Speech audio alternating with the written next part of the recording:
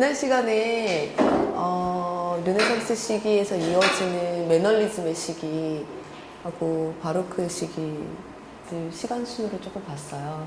네, 기본적으로 바로크 시기라고 하면 우리 지난번에도 이야기했듯이 딱 한 가지 어떤 양식으로 정의하기는 굉장히 어렵다는 이야기 하긴 했어요. 특히 미술에서는 더 그래요. 건축에서는 굉장히 뭔가 장식적이고 화려하고 뭔가 기둥에 그냥 고딕처럼 고딕도 화려하지 않은 건 아니에요. 분명히 고딕도 화려하긴 하지만 어떤 기둥이 있으면 가만히 안 놔두고 뭔가 덩굴이든지 무슨 꽃이든지 휘감고 올라가야 바로크는 기본 그런 장식들이 되어 있거든요.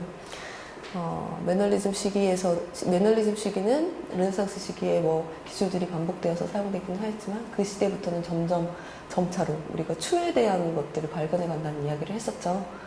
추라는 거는 그냥 못생긴 것만을 이야기하는 것이 아니라 아름답지 않은 것은 모두 추.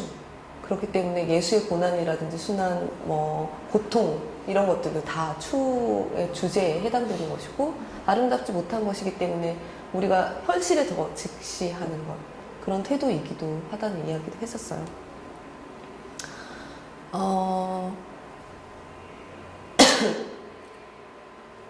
오늘은 바로크 시대 이후에는 로코코가 이어지는데 늘 그렇듯이 이런 양식들을 분류하는 것은 굉장히 사실 학구적인 태도이긴 하나 실제로는 어떤 양식들을 분류하는 거에 있어서는 굉장히 잘 들어맞진 않아요. 왜냐하면 늘 미술가들, 화가들, 작가들은 자신의 스타일을 만들려고 늘 노력하고 있었고 전체적인 흐름이 물론 있죠. 같이 가고 있는 스타일들이 있어요. 그 시대와 지역들과 같이 공유하고 있는 문화와 철학들이 있기 때문에 같이 가고 있는 흐름들이 있지만 거기에서 뭐든지 자기가 새로운 것을 해보려고 하는 시도들이 있기 때문에 그 시도들을 모두 한 가지 양식으로 묶는다는 건 언제나 항상 문제가 있어요. 훗날 나중에 보게 되면은 예를 들어서 야수파, 표현주의, 예를 들어서 다다이즘 이런 식으로 현대미술에서는 서로 어떤 공유하고 있는 철학들이 있고 그 사람들이 선언을 해버리면 그 화파로 묶는 게 훨씬 더 용이하지만 요 시대에는 이렇게 묶는다는 게 쉽지는 않아요. 다만 로코코라고 이야기를 했을 때는 후기 바로크라고 생각하시면 되고 바로크 시대 보통 바로크라고 이야기를 하면 간단하게 이야기하면 이탈리아는 바로크, 로코코는 프랑스 이런 식으로 이야기를 많이 하는 경향들이 있어요. 그렇다고 해서 프랑스의 바로크가 없었냐 그런 뜻은 전혀 아니에요. 장식적이긴 하지만 지역별로 조금씩 차이가 있다는 거죠. 바로크가 이탈리아의 어떤 건축이라든지 이런 것들을 화려하게 꾸미는데 화려하게 꾸몄다면 프랑스는 조금 더 뒷시기에 그런 양식들을 가지고 오면서 더 화려하게 같은 바로크 시기에는 프랑스는 조금 더 수학적인 것들을 많이 했었거든요. 비례와 대칭과. 그래서 보통 프랑스의 바로크라고 이야기를 하면 대칭을 많이 이야기를 해요. 나중에 살펴보게 되겠지만. 그래서 로코코는 기본적으로 요런 거. 베르사유 궁전이죠. 베르사유 궁전. 로코코는 이제 시간 순으로 보게 되겠지만 혁명 직전의 양식들이에요. 귀족들이 왕실에서 굉장히 화려하게 궁을 꾸미고 옷도 굉장히 화려하고 과장되게 바로크가 과장됐다라는 거는 알고 계시죠? 그것보다 더 화려하게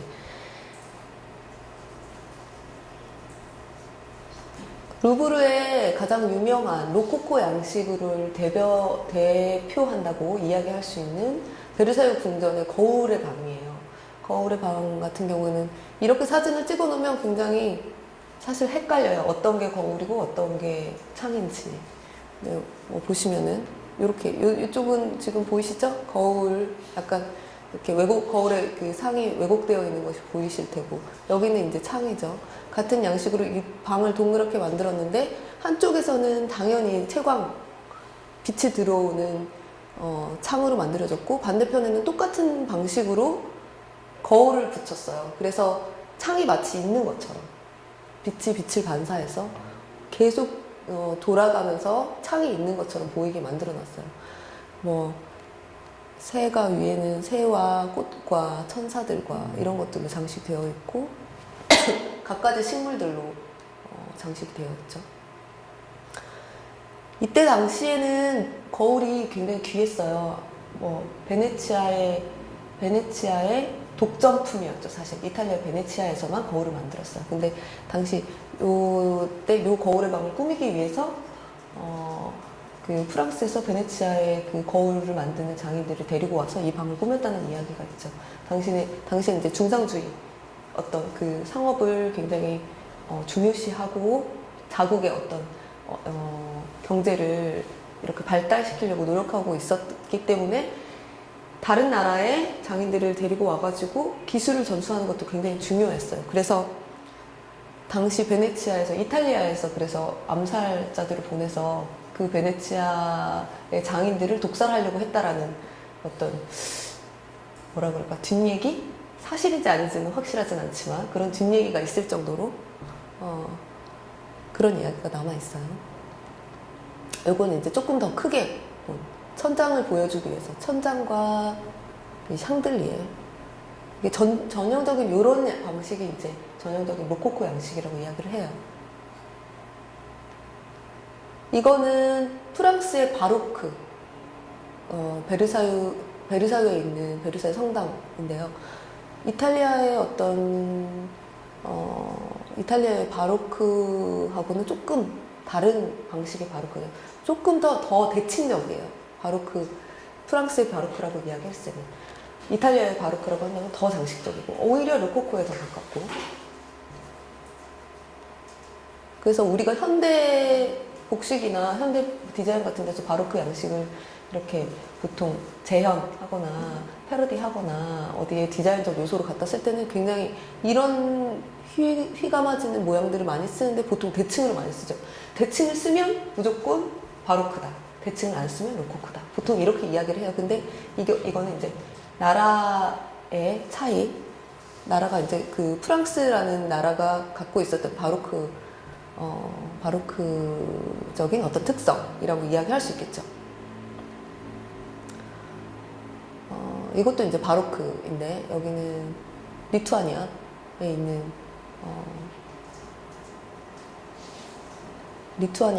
한 성당 모습이에요. 이것도 약간 대칭적이죠. 약간 그런 뭐라 그럴까 어떤 백색이면서 굉장히 화려하게 장식했지만 대칭적인 모습들을 갖고 있어요. 반면 이제 고딕은 이런 거죠. 조금 이제 비교가 되면은 조금 구별하기가 좀 좋을 거예요. 고딕 같은 경우에는 보통 이렇게 이거를 장식적이라고는 이야기하지 않고 이런 것들은 그냥 직선을 위주로 해서 디자인을 했기 때문에 직선이라고 하면 보통 고딕 양식이라고 이야기를 하죠. 이거는 이제 밀라노 대성당. 로코코의 그림들은 조금 더 뭐랄까 이런 그림들이 많이 있어요. 바로크 시대, 로코코 시대 하면은 굉장히 부드러운 살결을 표현하면서 여성들을 이런 식으로 그림을 그리는 것들. 이거는 부쉐 작품인데 휴식을 취하고 있는 여인, 소녀라고 해도 좋고 이런 그림이에요. 굉장히 근데 보면은 앞에서 보여줬던 누드화와는 달리 좀 야하지 않나요? 이렇게 좀 그냥 이렇게 단순하게 벗은 몸을 보여주는 게 아니라 앞모습을 보여주는 것도 아니지만 상당히 좀 이게 좀 야해 보이는 느낌이 좀 들어요. 굉장히 에로틱하게 그림을 그려졌는데 로코코 시대에는 그런 그림들이 많이 있어요. 누드화를 그려도 우리가 그냥 어떤 성적인 느낌 없이 인간의 몸이 이렇게 아름답구나, 이렇게 아름다운 비율을 가질 수 있구나, 신의 어떤 놀라운 능력들을 우리가 이 인간들의 벗은 몸에서 발견할 수 있겠구나라는 게 아니라 요때쯤에는 굉장히 에로틱한 그림들을 그리고 그것들을 보면서 마치 우리가 그리스 시대의 조각 작품을 논할 때처럼 이야기는 하고 있지만 약간 그래도 그 안에는 약간 좀 성적인 에로틱한 이런 것들을 표현하는 그림들이 굉장히 많아졌고 사람들이 약간 그런 이중성도 갖고 있어요. 이것도 마찬가지로 부쉬가 그린 마담 뽕파듀의 초상화인데요.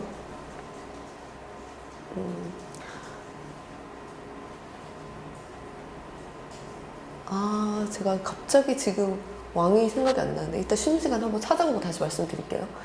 왕의 정부였어요. 황제 정부였고 굉장히 영향력을 많이 끼쳤어요.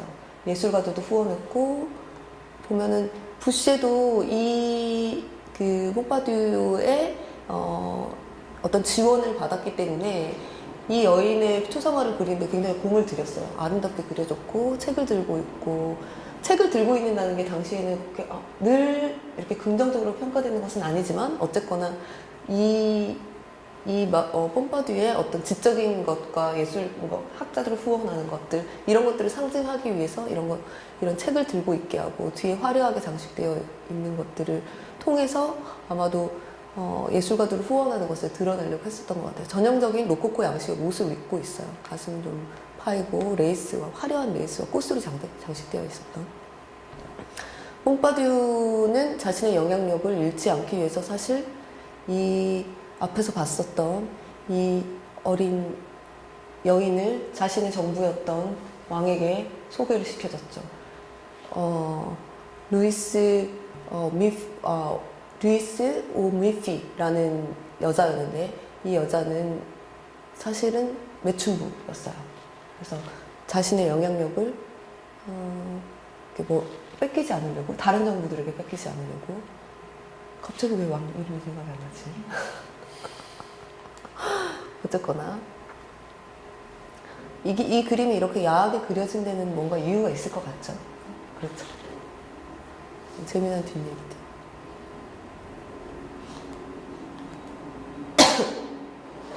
로코코 양식의 대표적인 그림이라고 할 수 있는 프레그나드의 그림이에요. 그네라는 그림인데 또 그네를 타다가 일어난 일이라는 작품이죠. 뒤에는 누군가가 어둠 속에서 이 아름다운 여인의 그네를 밀어주고 있어요. 그리고 이 앞에는 덤불 속에 한 젊은 남성이 있죠. 여기서 보면 어떤 날개가 달린 소년의 조각상이 쉿 이렇게 하고 있죠. 입을 가리고 있어요. 이거는 도상적으로 아마도 이 사람이 남편일 것이다. 늙었지만 이 젊은 여자의 남편일 것이다. 덤불은 이 남자가 볼 수 없는 곳에 있죠. 이 사람은 어둠 속에 가려져 있기 때문에 이 사람이 주인공이 아니에요. 연인은 이 두 사람이 연인이겠지. 이 사람은 덤불 속에서 이 여인의 모습을 지켜보고 있고 이 여자는 이 남자를 보고 있죠. 보고 있어요. 그러면서 고의인지 아니인지 모르겠지만 그네를 타다가 신발을 슝 날려고 신발이 이쪽으로 떨어지는 순간을 포착해서 그림을 그리고 있어요. 네, 로코코 시대는 굉장히 이런 정부를 두고 어떤 그런 혼외의 어떤 정사라든지 이런 것을 주제로 하는 그림들이 많았고 또 그런 것들에 대한 문화가 조금 더 많았었던 시기이기도 했어요. 귀족들이 그만큼 타락했던 시기이기도 했었죠. 이것도 같은 프레그나르의 그림이에요. 이거는 한눈에 봐도 두 사람이 정부인 걸 알겠죠. 연인인데 잠을 자고 있었던 여인이 갑자기 몰래 숨어 들어온 남자를 맞이하여 뛰어가고 이 문을 통해서 들어왔는지 아닌지는 모르겠지만 어쨌거나 들어오자마자 남자가 서둘러서 이제 문을 잠그고 있는 모습이에요. 굉장히 역동적으로 그려졌고 두 사람의 사랑 정상적인지 아닌지는 모르겠지만 어쨌거나 좀 남편은 아닌 게 확실하죠. 문을 왜 이렇게 갑자기 잠그겠어요? 그래서 근데 이런 그림들이 사람들도 그렇게 이야기를 했어요. 비도덕적이다라고 이야기를 하면서 인기가 많았어요. 그래서 이런 그림들을 그냥 벽에다 걸어놓으면은 왠지 자신의 생각이 들통이 나거나 약간 좀 그렇다라는 얘기를 들을까봐 오히려 성화, 종교화, 옆에 이런 것들을 같이 배열해서 그림을 걸어놓기도 하고 그랬었어요. 굉장히 이중적이죠, 사람들이. 심지어 이제 이런 그림 거지. 그루이즈의 작품이었는데, 아침의 기도라는 작품이에요. 이런 작품들조차도 이게 지금 그림이 약간, 좀 이렇게 비치니까 좀 그렇긴 한데, 굉장히 얼굴이 사랑스러워요. 여기 그림자가 너무 과장되게 지금 여기 이렇게 보이는 것 같아요. 근데 하늘을 바라보고 있고, 위를 올려다보고 있는 눈이고, 사랑스러운 여자가 아침에 일어나서 흐트러진 옷을 채 다듬지도 않고 무릎을 꿇고 이제 기도를 하고 있죠. 기도를 하고 있지만 여전히 뭐 어깨도 드러나 있고 하기 때문에 이것도 상당히 에로틱한 그림들 중에 하나예요. 심지어는 이런 어떤 뭐 기도하고 있는 모습이라든지 어떤 종교적인 어떤 메시지를 담고 있는 그림들조차도 상당히 에로틱하게 표현을 하는 경우들이 많이 있었어요. 이런 그림들을 그리다가 신고전주의가 다시 등장하죠. 신고전주의라고 이야기를 하면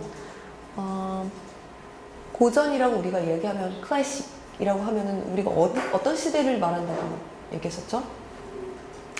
고대 그리스 로마 시대를 이야기한다고 그랬죠. 비율과 어떤 이런 것들을 중시하면서 정확하게 묘사하는 것들. 이때 당시에도 다시 신고전주의가 유행하기 시작하면서 그림들이 다시 굉장히 반듯반듯해져요. 앞에서 봤듯이 바로크 시대를 거쳐서 로코코 시대까지 오면 그림들이 우리가 르네상스 시기에서 봤던 것과는 달리 굉장히 그림들이 흐트러져 있어요.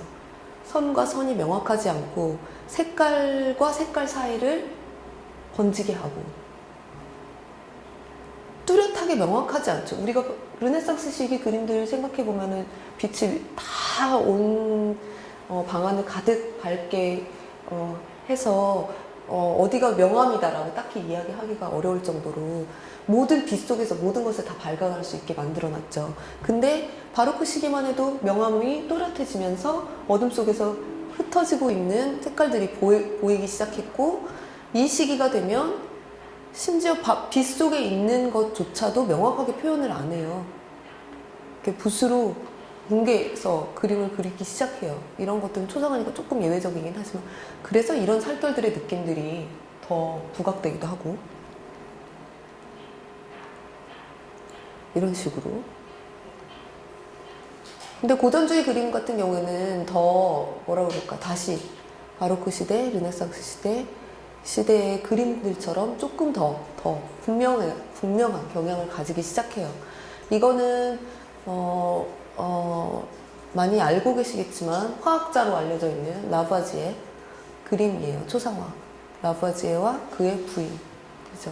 산소를 통해서 우리가, 그러니까 불을 피우면은 산소가 연소된다는 것을 발견한 사람이죠. 게다가 이제 우리가 숨을 쉬면 산소가 연소되는 같은 작용이다라는 것을 발견한 화학자. 18세기가 과학의 혁명의 시대이기도 했어요. 어마어마한 과학자들이 많은 성과들을 이뤄냈고 새로운 이야기들을 많이 만들어냈고, 이거는 이제 다비드의 그림인데 신고전주의 전형을 보여주죠.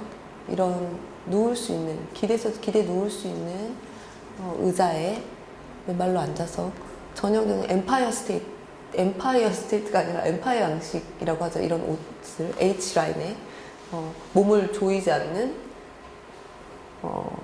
그냥 약간 잠옷 같은 스타일의 옷을 옷감이 흘러내리게 하는 그런 식으로 옷을 입는 그리스의 양식적인 모습을 보여주는 옷이죠. 앞에서 잠깐 이런 옷들 보면 허리를 다 조이고 있어요. 이거는 그래도 그나마 이렇게 그렇지 않지만, 이 앞에 로코코 양식의 옷들과는 상당히 대비되죠.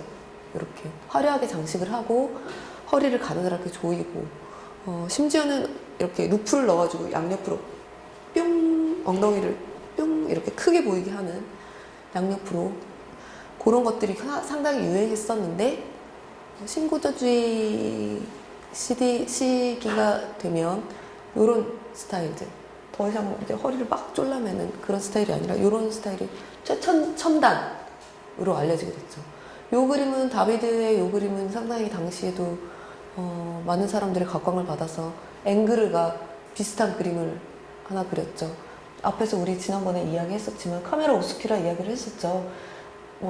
바늘구멍 사진기하고 같은 원리의 어떤 방을 꾸며놓고 그 방에 빛이 비추고 그 방 안 한쪽 면에 이런 상이 비쳐서 그 그림을 보거나 그 그림을 대고 그림을 그리는 기본적인 드로잉을 그렇게 하는 방식에 대해서 이야기를 했었는데 그 이야기를 하면서 어김없이 앵그르의 이 그림이 이야기가 나와요. 왜냐하면 뭔가 좀 이상하죠, 이 부분. 아름답게 그려지기는 하였으나 허리가 비정상적으로 길어요. 이게. 그래서 아마도 그 렌즈의 왜곡 때문에 이렇게 그려졌을 것이다. 앞에서는 길이가 비율이 한 이 정도 돼야 되는데 앵그르는 이 그림을 너무 잘 그리고 너무 멋지게 그린 건 사실인데 이상하게도 여기가 늘어난 것처럼 보여요. 묘하게.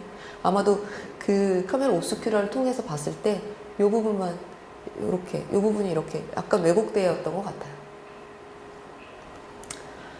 이거는 이제 다비드의 호라티우스의 맹세라는 그림이죠.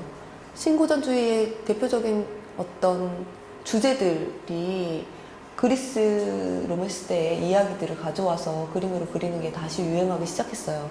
그래서 어떤 그런 걸 통해서 교훈을 얻기도 하고 그림적인 어떤 쾌를 얻기도 하고 다비드 같은 경우에는 이런 그림들을 그냥 그린 건 아니에요. 굉장히 정치적인 의도를 가지고 그렸어요, 보통. 이 그림 같은 경우는 호라티우스 맹세 같은 경우는 호라티우스 형제들이 아버지로부터 이제 칼을 받고 있는 장면이에요. 적군이 전면전을 하지 말고 적군과 협정을 하죠. 전면전을 하지 말고 가장 용맹한 세 사람을 뽑아서 3대3으로 한번 싸워보자. 그래가지고 이긴 쪽이 그냥 승전한 것으로 치자라고 이야기를 하죠. 근데 3대3으로 싸워도 분명히 누군가는 죽을 것이기 때문에 쉽게 선뜻 누가 나서지를 못하겠죠. 근데 호라티우스 형제가 나가서 적군과 싸우기로 하죠. 그래서 아버지에게 칼을 받아드는 장면. 어머니와 누이들로 보이는 사람들은 이제 시름에 빠졌고 눈물을 흘리고 있고, 이 그림에서는 세 형제들 중 2명이 죽어요. 2명이 죽고 나머지 한 형제가 살아남는데 그 형제가 나머지 적군들을 다 물리치죠. 근데 나중에 알고 보니까 오누이 중 1명이 그 사람들 중 하나와 약혼을 했어요. 그래서 오누이는 이러지도 저러지도 못한 그 시름에 빠지는 이야기가 남아졌죠. 국가를 위해서 자신의 생명을 기꺼이 바칠 수 있는 것들을 의미하는. 단순히 이 그림만 놓고 그런 식으로만 해석할 수는 없고, 나중에 보면 요런 그림들, 브루투스 이야기에 관한 그림들, 요런 것들을 좀 봐야 돼요. 다비드가 어떤 사람인지. 요거는 이제 유명한 소크라테스를 그린 그림이에요. 소크라테스, 보다시피 이제 가운데 있는 사람이 소크라테스이고, 소크라테스가 어떤 죄명으로 잡혀갔는지는 아시죠? 젊은이들을 호도하고 대중들을 기만하며 자신의 철학으로 기만하면서 어떤 정치적인 목적을 가지고 결국 국가를 전복하려 했다라는 그런 죄명이잖아요. 하지만 이 그림에서는 소크라테스는 결코 죄인이 아니죠. 성스러운 성인처럼 그려졌고 국가에 반하는 어떤 그런 것들을 한 쿠데타를 일으킬 목적이 아니라 올바른 말을 한 듯한 사람으로 그려져 있고, 이 사람은 플라톤이에요. 실제로 이 그림과 실제는 차이가 있죠. 소크라테스의 제자가 플라톤이기 때문에 플라톤이 이렇게 늙을 수는 없어요. 근데 굉장히 늙은 시름에 빠진 노인으로 다비드는 이 그림을 그렸어요. 마지막 독약을 맞기 직전의 모습인데, 소크라테스는 이제 하늘을 가리켜서 신의 뜻이다, 내가 죽는 것은. 그리고 내가 곧 하늘로 가리라, 이런 식으로 표현을 하고 있는 거고, 독약을 마시기 직전에 이러고 있죠. 다비드의 사인은 여기 하나 들어있어요. 국가가 어떤 죄를 씌우더라도, 심지어 국가가 나에게 사형을 처하더라도 내가 옳은 일은 해야 한다는 어떤 메시지를 가지고 있죠. 이 그림은 이제 브루투스에 관련된 그림인데, 로마 시대에 시체가 들어오고 있는 모습이 보이죠. 어머니로 보이는 사람이 안타까움에 손을 뻗고 있고, 브루투스는 두 아들이 있었는데 브루투스의 모습은 지금 슬픈 건지 단호한 건지 어떤 건지 지금 정확하게 모르겠지만 이렇게 굉장히 하여튼 눈을 부릅뜨고 단호한 모습으로 있는 것 같아요. 브루투스는 공화정의 상징이죠.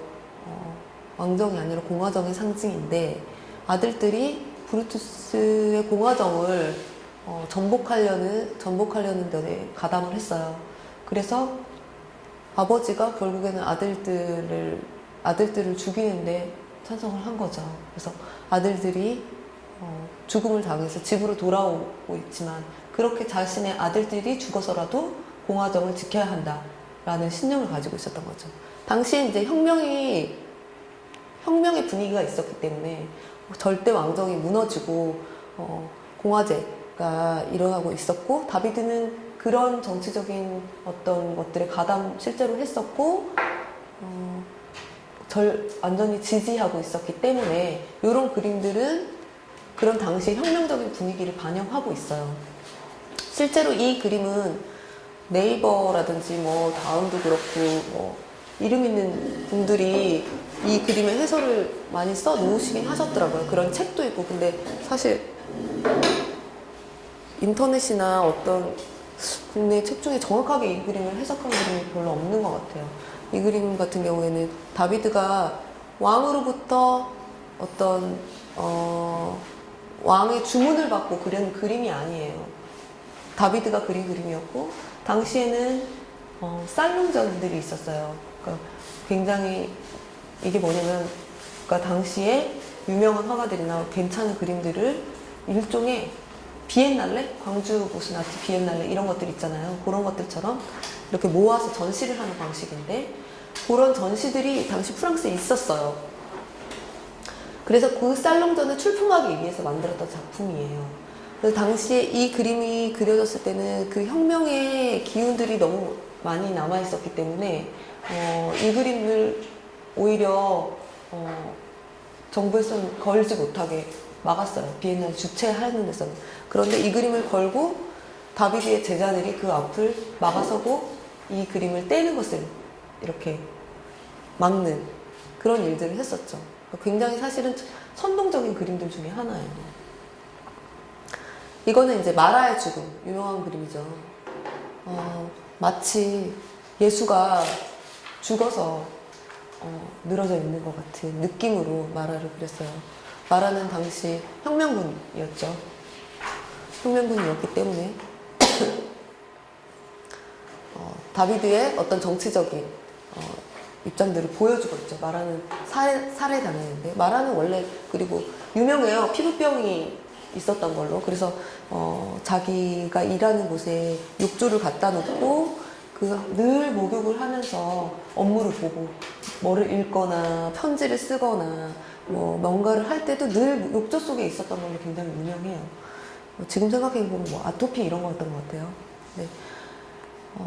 그런데 이렇게 목욕을 하고 있는 중에 누가 배신자들, 그리고 그 다음번에 사형 당할 사람들, 그런 사람들의 목록을 가져왔다면서 어떤 여인이 들어오죠. 그래서 그 사람들의 이름을 전달해 주는 척 하면서 마라를 살해해요. 그런 순간들을 포착해서 그린 그림. 그 여인은 바로 코르네라고 하는 이 여자죠. 당시에 혁명군들이 권력을 잡고 나서는 그 왕정을 무너뜨리고 공화정을 유지하기 위해서 공포정치 펼쳤어요. 알고 있죠? 프랑스 혁명을 살펴보면 어마어마한 공포정치를 했었죠. 웬만한 반대파들은 거의 다 단두대에 보냈을 정도로 굉장히 공포정치를 했어요. 그래서 공포정치를 그거를 봤었던 사람들은 혁명군에게서 고개를 돌리거나 반대파였었던 사람은 다비드 같은 경우에는 완전히 괴물 같은 사람이었던 거예요. 이 그림은 반대 입장에서 그렸던 거예요. 마라의 암살이라는 그림인데 훨씬 더 뒤에 그려졌던 그림이죠. 여기서는 마라가 마치 죽음을 당하는 것이 당연한 것처럼 굉장히 약간 못생기고 괴물처럼 얼굴들을 묘사하고 있고, 이 아름답고 연약한 여인은 영웅이죠. 일종의 영웅처럼 묘사가 되어 있죠. 반면 다비드는 반대의 입장에 있기 때문에 마라가 오히려 예수처럼, 성인처럼 그려져 있죠.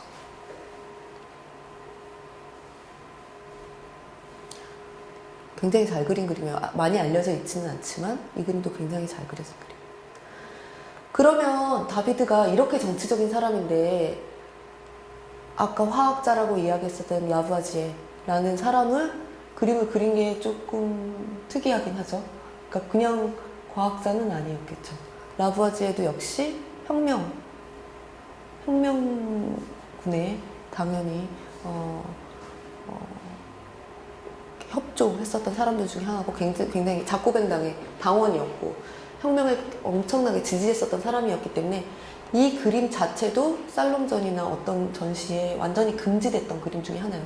그래서 특히 라부아지에의 초상화가 유명해요. 다른 어떤 그림들보다도. 단순히 그냥 과학자를 그렸던 그림은 아니었다. 이거는 이제 다비드가 그렸던 그 테니스 그 테니스 서약. 그렇죠. 혁명이 되어가고 있는 중간에 그려졌던 3부의 소집을 계속해서 함부로 해산하지 말라는 그런 이야기가 담겨있는 것 같아요. 다비드의 앞에서 로코코 양식들 그림들을 이제 살펴보다가 그 그림들 역시 너무나 아름다웠지만 보면은 이런 식으로 데생을 했어요. 신고전주의를 어떤 것을 신고전주의라고 이야기를 하는지 대충 알겠죠. 굉장히 묘사를 정확하게 하고 마치 카메라 오스큐라 다시 사용하는 것처럼 굉장히 사진처럼 묘사를 했죠. 이 그림은 이제 앞에 그림을 그리기 위한 데생. 이것도 데생이긴 하지만 이것도 이제 데생이에요. 앞에 이 사람들이 보이죠? 이렇게 이 사람들이 뒷그림들은 이렇게 연습을 했다는 거.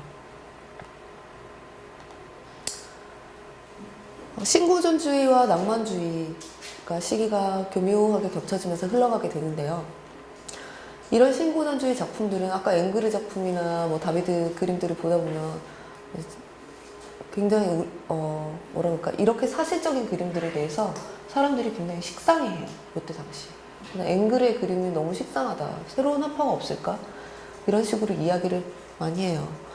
낭만주의 시대 가 되면 그때 당시 나는 낭만주의자라고 이야기를 하진 않았지만 화가들은 새로운 양식들을 개발하려고 많이 하고 다시 뭔가 색감과 경계를 무너뜨리면서 칠을 하는 방식을 굉장히 연구를 많이 하기 시작해요.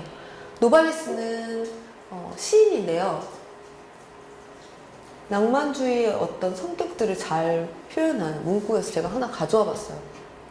나는 세속적인 것에 고상한 의미를, 평범한 것에는 신비의 참 모습을, 널리 알려진 것에는 미지의 품위를, 유한한 것에는 무한한 빛을 부여하면서 그것을 낭만화한다 라고 이야기를 하죠. 그러니까 어떤 것들, 우리가 일상적으로 갖고 있는 모든 것들에 예술적인 어떤 무언가의 시선을 보내는 것이 사실 낭만주의라고 이야기할 수 있어요.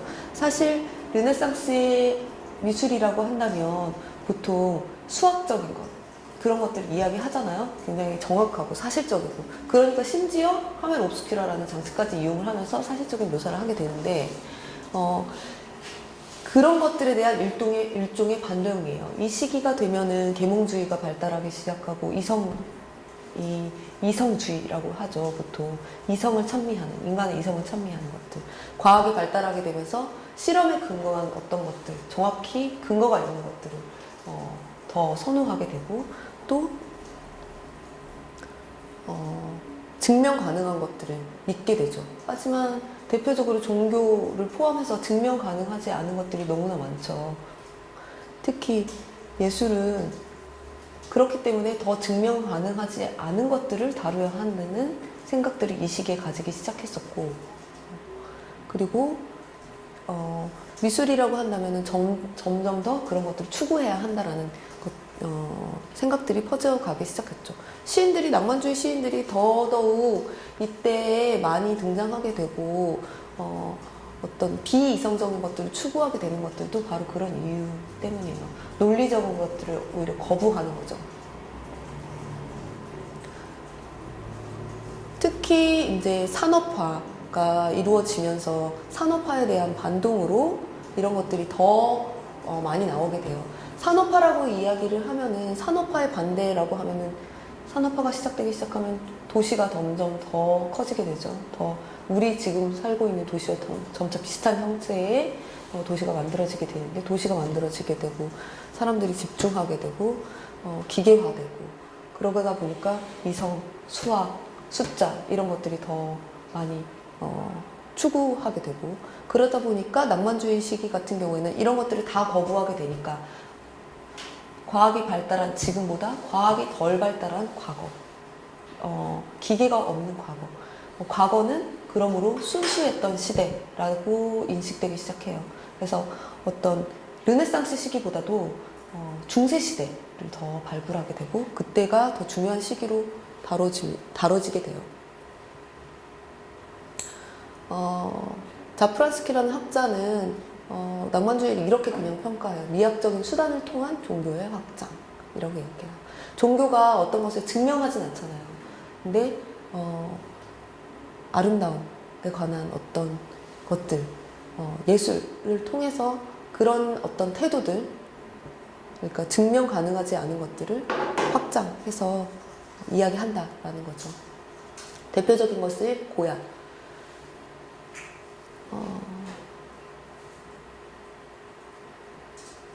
이 작품의 제목은 이성이 잠들면 괴물들이 출현한다 라는 작품이에요. 이 사람은 뭔가를 열심히 공부를 하고 있었던 것 같은데, 공부를 하다 잠이 들었죠. 잠이 들으니까 박쥐와 뭐 고양이로 보이는 것들과 어떤 야행성 동물들이 이제 등장하는 것을 보여줘요. 전통적으로 부엉이는 지혜의 상징이잖아요. 미네르바의 부엉이라고 하면은 밤과 낮이 경계가 불분명할 때 나타나는 새는, 그럼에도 불구하고 낮과 밤 사이에서 그 경계들을 살보고 밤 어둠 속에서도 볼 수 있는 그런 능력을 가진 새로 이제 그런 메타포로 사용이 되면서 부엉이는 늘 지혜의 상징으로 표현이 되었어요. 근데 이 그림에서는 그냥 어둠 속에서 뭔가 나타나는 괴물 같은 느낌으로 그림이 그려졌죠. 카프리초스라는 그림 연작들, 인쇄된 그림들 중에 하나예요. 홀바인 그 죽음의 춤 생각나시겠지만, 그것도 여러 장의 그림들을 모아서 하나의 어떤 책으로 만드는 거잖아요. 인쇄한 종교혁명의 시기에 어떤 그런 분위기를, 글을 읽지 못하는 사람들에게까지 전파하고자 그런 인쇄물들을 많이 만들어가지고 판매를 했었는데, 이런 것도 비슷해요. 요것도 인쇄해서 책으로 엮어서 팔았던 거죠. 종교혁명과는 관계가 없긴 하지만 요런 느낌들을 팔았던 거죠. 요거는 이제 그 인쇄 집에 있는 12번째 작품들 중 하나예요. 보통 이렇게 그림을 그려놓고 여기에 이제 설명을 써놔요. 앞에서도 그림 안에 여기에 설명, 제목이면서 설명인 이런 것들을 써놔요. 고야가. 요거는 이제 사형당한 어떤 사형수의 이를 뽑아가는 장면이죠.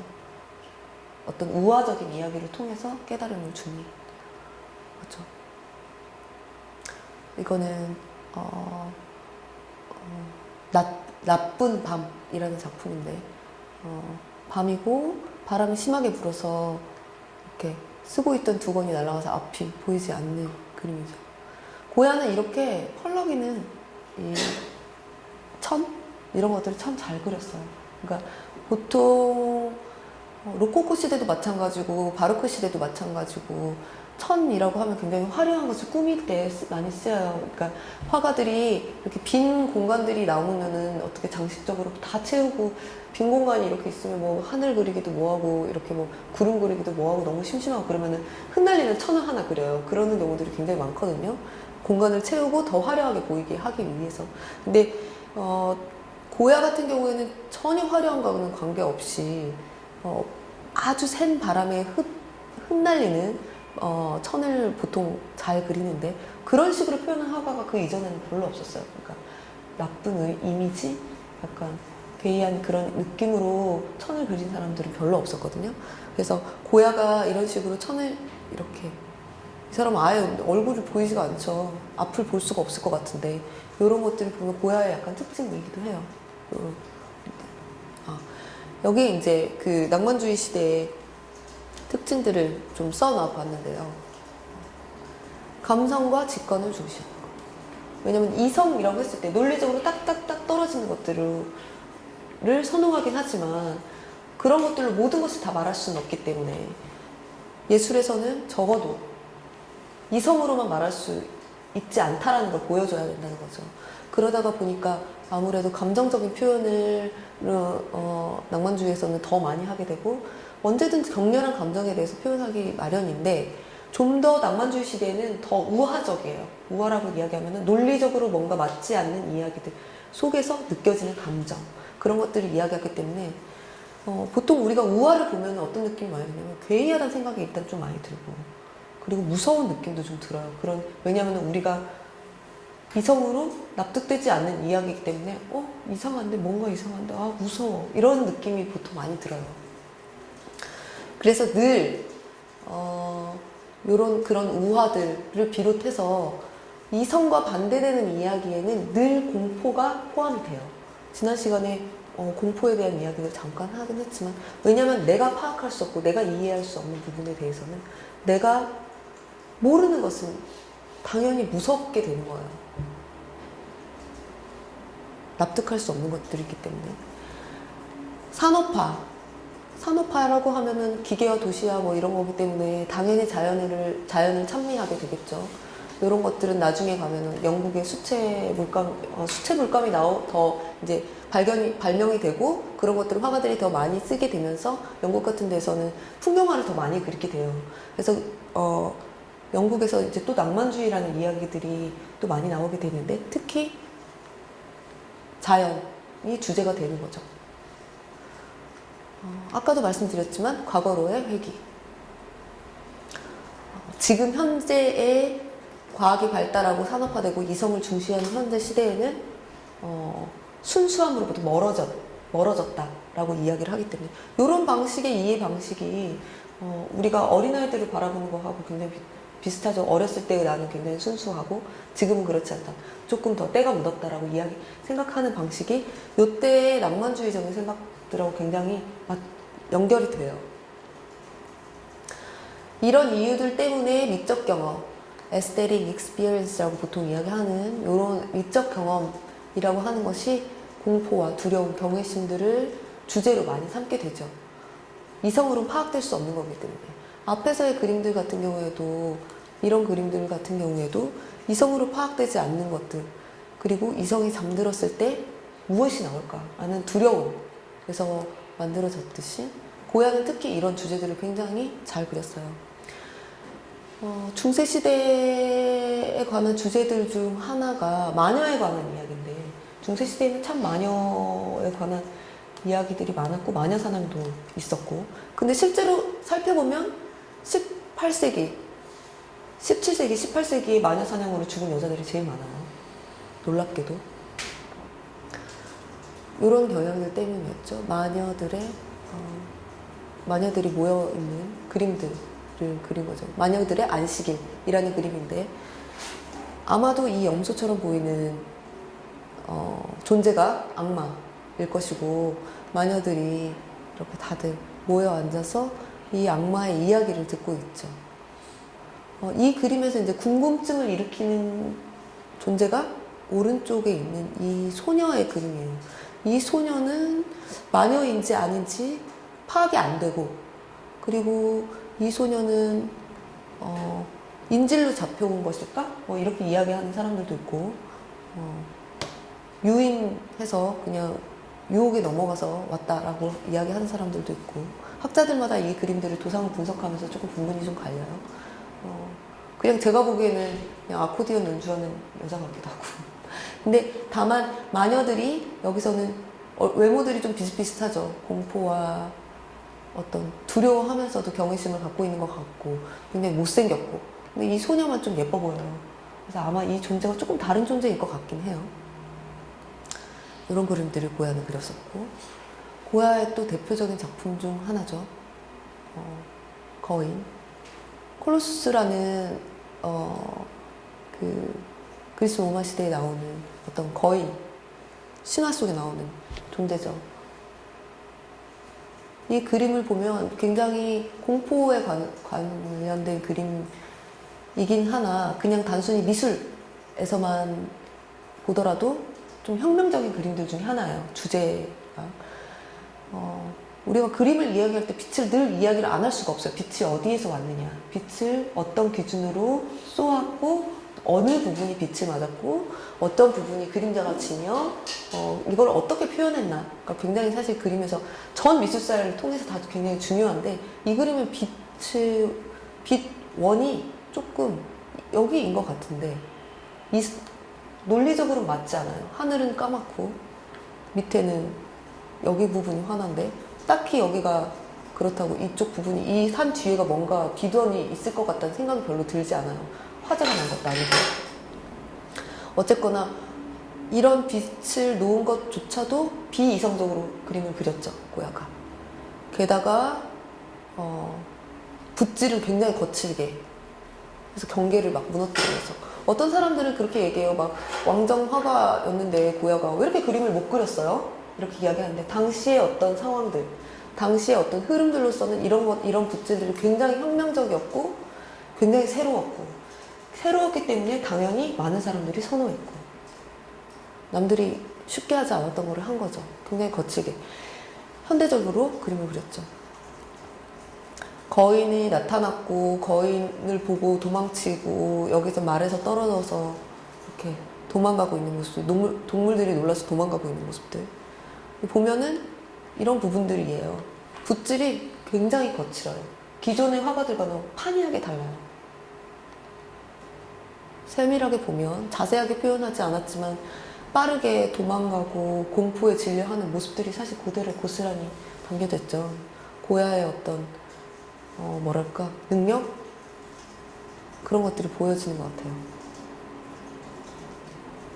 이것도 마찬가지로 콜로수스, 거인에 관한 그림이죠.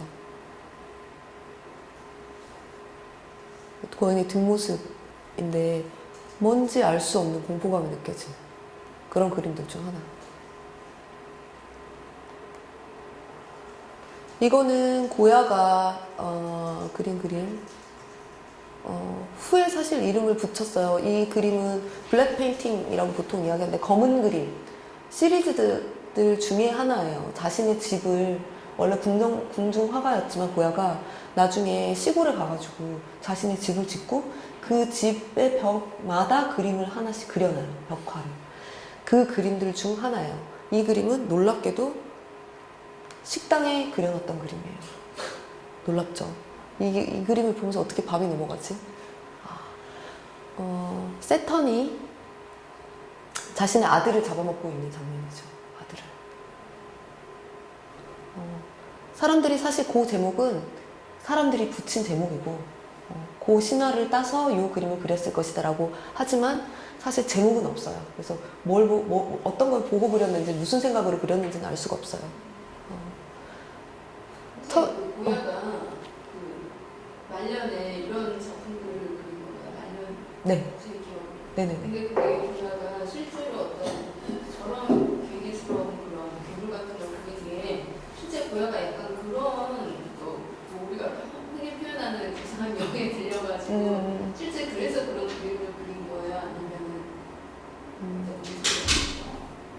심지어 그런 정신적으로 뭔가 문제가 그런 문제가 있었다라면서 어디서 본 듯만 듯한데 가볍게 얘기 지나간 기억이 나는데 그래요? 심지어 그런 얘기까지 있죠. 워낙 무서운 그림을 많이 그려서.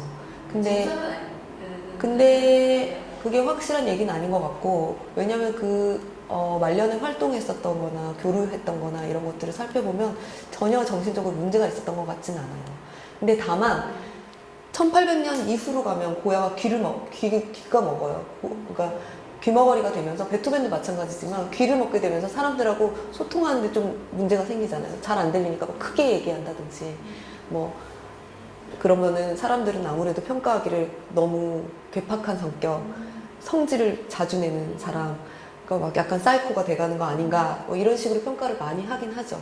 근데 고야 같은 경우에도 베토벤도 마찬가지지만 고야도 정신적으로 문제가 있었던 것 같진 않아요. 근데 다만 귀 먹고 나서 칩거를 하게 돼요. 많이 칩거하게 되고, 그리고 이제 무서운 그림들을 많이 그리게 되고, 무서운 그림을 그렸을 때는 고야 같은 경우에는 전쟁을 겪고 나서는 그 이후로는 그림이 완전히 바뀌어요.